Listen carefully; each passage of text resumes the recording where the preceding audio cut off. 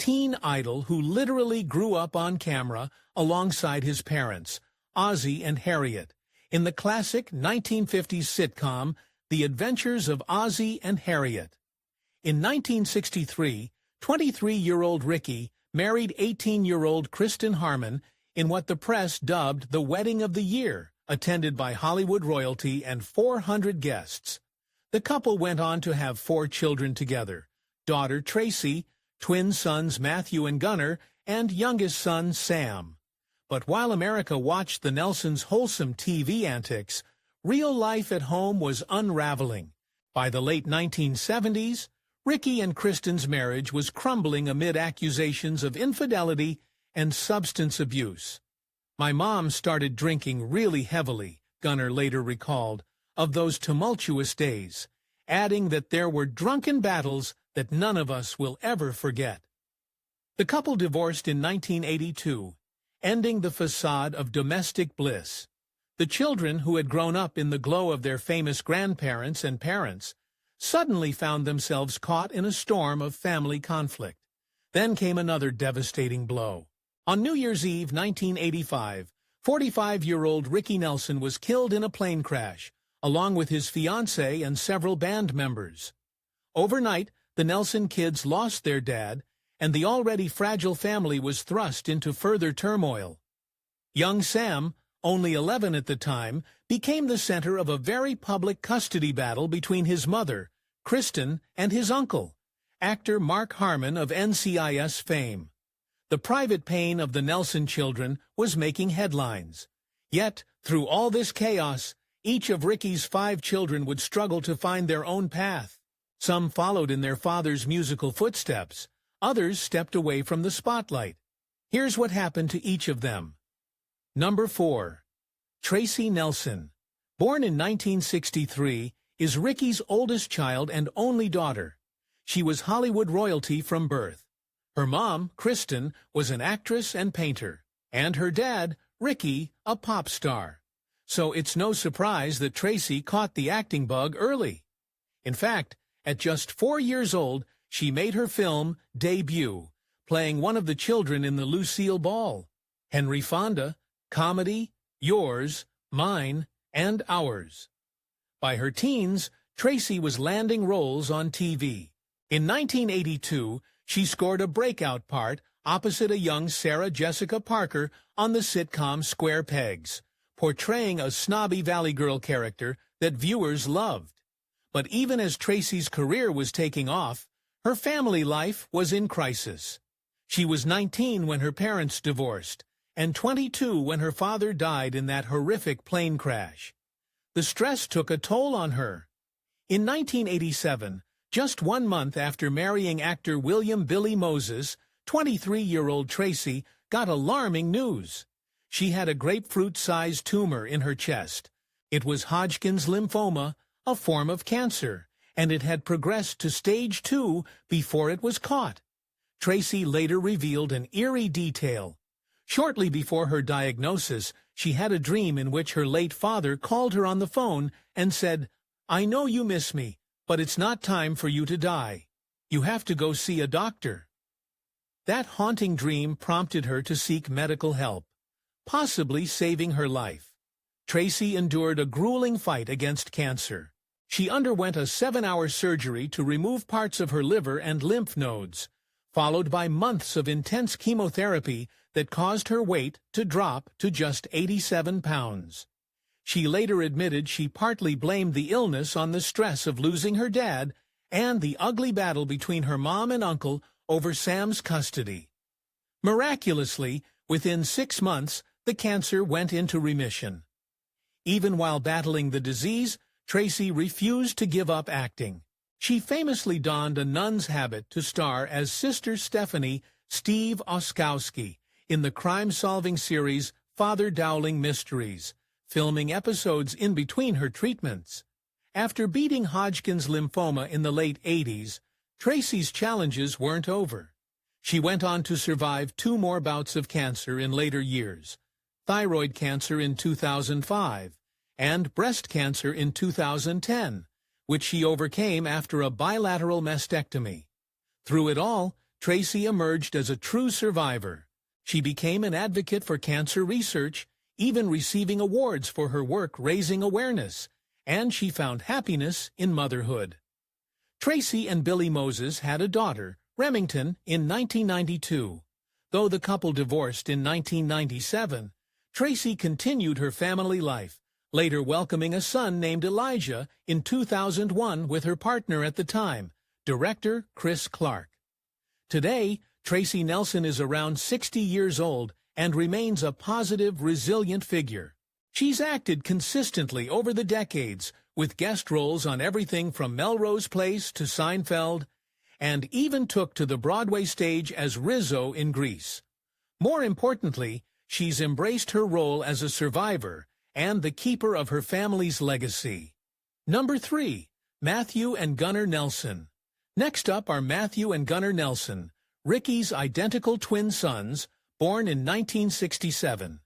If you were around in the early 1990s, you probably remember these blonde-haired twin heartthrobs taking the music world by storm. But their journey to rock stardom and life afterwards wasn't as easy as it looked. As kids, Matthew and Gunnar were surrounded by music. They grew up literally in the Nelson family nursery, while their dad jammed with friends. They joked that a homeless guy hanging around turned out to be Bob Dylan. Music became the twins' refuge when their parents' marriage was imploding. By age 11, they were writing songs and recording demos, using music to escape the stress of their mom and dad's bitter divorce. In 1985, when the boys were 18, things at home with their mother, Kristen, had gotten so tense that they decided to move in with their dad, Ricky, for a fresh start. Tragically, that fresh start was cut short. Just a few months later, Ricky Nelson died in the New Year's Eve plane crash. Matthew and Gunnar were devastated.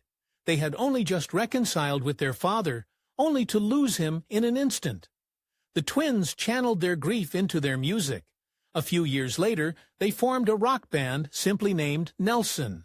Their debut album, After the Rain, was pointedly titled A Nod to Weathering the Storms of Their Family History. And then, in 1990, Matthew and Gunnar made music history. Their single, Can't Live Without Your Love and Affection, shot to #1 on the Billboard charts, making them the first twin brothers ever to land a #1 hit song. Suddenly, the Nelson boys were everywhere, on MTV, on magazine covers, with crowds of screaming fans greeting them at airports, just like they had their famous dad. With their flowing golden hair and model-worthy looks, they became pop metal pinups. We were two long-haired white guys who looked like hot Swedish chicks. Matthew later joked about their glam appearance on MTV. The After the Rain album went double platinum, and for a moment, Matthew and Gunnar were on top of the world. But the whirlwind of fame didn't last as long as they hoped. In the early 90s, musical taste shifted practically overnight.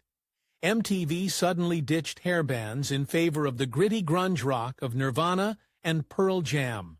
One day, the Nelson twins were being compared to Taylor Swift-level fame. And the next, as Matthew put it, overnight, we became pariahs. Audiences moved on, and the twins' mainstream popularity waned by the mid-90s. To make matters worse, people assumed they had it easy because of their family name. Rumors swirled that they were millionaire rock star kids who didn't have to work for success. The reality was the opposite. As Gunnar and Matthew tell it, by the time their first record finally got released, they had just $16 to their name, were living out of their car, and scraping by however they could. They had no safety net from their dad's fortune. Ricky's estate was tangled up and modest by then, so the twins truly earned their success from the ground up. Though their days of topping charts were brief, Matthew and Gunnar never stopped making music. They continued recording albums through the 1990s and 2000s and touring wherever people wanted to hear them, from clubs to cruise ships. Through all the ups and downs, the brothers remained extremely close. They've said that having each other is what kept them going when times got tough. Both eventually found personal happiness as well. Matthew married and started a family, even naming his son Ozzy after Grandpa Ozzie Nelson. And Gunnar settled down too in recent years. Their grandma, Harriet Nelson, lived to see their early success before her passing in 1994, proudly calling the twins her pride and joy. Today, in their mid-50s, Matthew and Gunnar Nelson are still rocking, but now they're also preserving their father's legacy. The twins developed a popular touring show called Ricky Nelson Remembered, a multimedia concert where they perform Ricky's hit songs, share stories, and play home movies of their dad. It's a way for them to connect with fans of their father and introduce his music to new generations. Number 2. Sam Nelson, born in 1974, is the youngest of Ricky and Kristen's 4 children. Sam's early life was perhaps the most tumultuous of all the Nelson kids. He was just a kindergarten partner when his parents' nasty split erupted. As a child, Sam was caught in the middle of their bitter custody disputes. The courtroom accusations flew, claims of excessive spending, bad parenting, drug problems, and 6-year-old Sam saw his family torn apart. At one point, things got so bad that Sam was sent to live with his maternal grandparents, football legend Tom Harmon and actress Elise Knox, for his own protection. Imagine being 6 years old and effectively taken away from both mom and dad. That was Sam's reality. After Ricky's sudden death in late 1985, young Sam became the focus of a new tug-of-war, this time between his mother Chris, who was struggling with addiction, and his uncle Mark Harmon, who genuinely feared for Sam's well-being. In 1987, Mark Harmon and his wife, actress Pam Dauber, went to court to win custody of Sam, alleging that Chris was an unfit mother. The scandal made headlines, pitting brother against sister in the Harmon family. Chris entered rehab for her substance abuse issues and fought to keep her son. Eventually, the court returned custody to Chris, but only on the condition that Mark and Pam received visitation rights and that all parties attend family therapy. The ugly feud left deep scars. Chris later said her family never forgave her for not being perfect, and that the custody battle tore the Harmon family apart. It's not hard to see how traumatic all this was for Sam. Thankfully, Sam Nelson survived his chaotic childhood and grew into a creative, determined adult. Perhaps inspired by his father and big brothers, Sam pursued music, but on his own terms. In the 2000s, he became the lead singer of an alternative rock band with an unusual name, H is Orange. The name actually holds personal meaning for Sam. He has a form of synesthesia from early childhood. His first memory is seeing letters and words and colors, and for him, the letter H is orange in his mind. Sam chose H is Orange as a symbol of looking at things from a fresh perspective. The Los Angeles-based band made some waves on the indie scene, known for powerful live shows and a modern rock sound. They released a well-received album in 2004 titled Don't Trust the Easy, that even snagged an Album of the Year nomination from a music magazine. A follow-up album, Thrill of Escape, came in 2009, and one of its singles was featured as a downloadable track for Guitar Hero. While H is Orange didn't achieve the commercial mega success of Nelson, the Twins band, Sam once said he didn't mind. He was happy making music out of the limelight. As the years went on, Sam transitioned into more behind-the-scenes roles in entertainment. By his late 30s, he was reportedly working as a music executive, helping other artists navigate the industry. But perhaps Sam's most passionate project has been preserving the Nelson family's historic legacy. In recent years, he spearheaded an effort to digitally restore the adventures of Ozzie and Harriet, the very TV show that launched his family to fame back in the 50s. Sam led a campaign, including a successful Kickstarter fundraiser, to remaster and re-release the entire Ozzie and Harriet series in high quality so that new generations could enjoy America's longest-running sitcom. In 2022, his work came to fruition with the first seasons being released on DVD, lovingly restored by Ozzie and Harriet's own grandson. It's clear that despite all the pain he endured as a kid, Sam still cares deeply about honoring the positive aspects of his family's story. Now, in his 50s, Sam Nelson tends to keep a low public profile. Number 1. Eric Jude Crew. The story of Ricky Nelson's children wouldn't be complete without Eric Jude Crew, Ricky's 5th child. Though 5th might come as news to some because Eric's existence was kept very private. Eric was born in February 1981 to a woman named George Ann Crew, whom Ricky Nelson had a brief relationship with during a period of separation from Kristen. The circumstances were controversial at the time. Ricky initially did not publicly acknowledge the child as his. It wasn't until 1985, after a court-ordered blood test, that paternity was confirmed, and Ricky agreed to pay child support for little Eric.